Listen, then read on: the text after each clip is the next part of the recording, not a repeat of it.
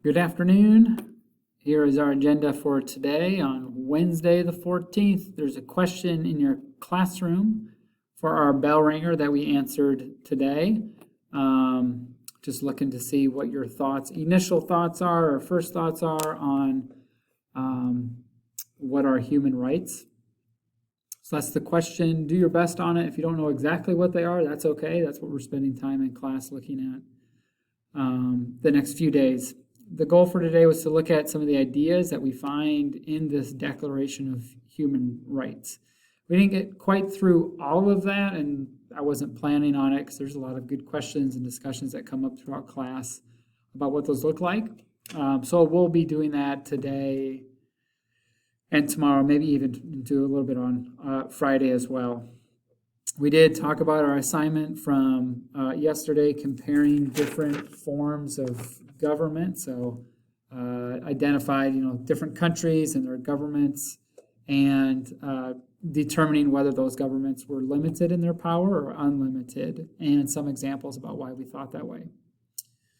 We did read together pages from our textbook on page 66 and 67, and that is in your classroom. So I'll see if I can't pull that up and just show you all of the things that you should have.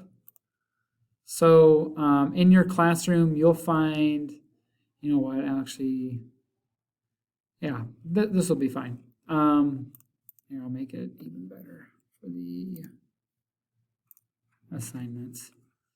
So in your classroom, I've included the reading for today, the assignment, the video that we watched, which is really great. So I encourage you to watch the video. It's 9 minutes. It'll be on this page, and you just have to click play, as well as these two documents. So we did not get to these yet. This, the one titled UDHR, this PDF, is the Declaration of Human Rights in its original writing, in its original form.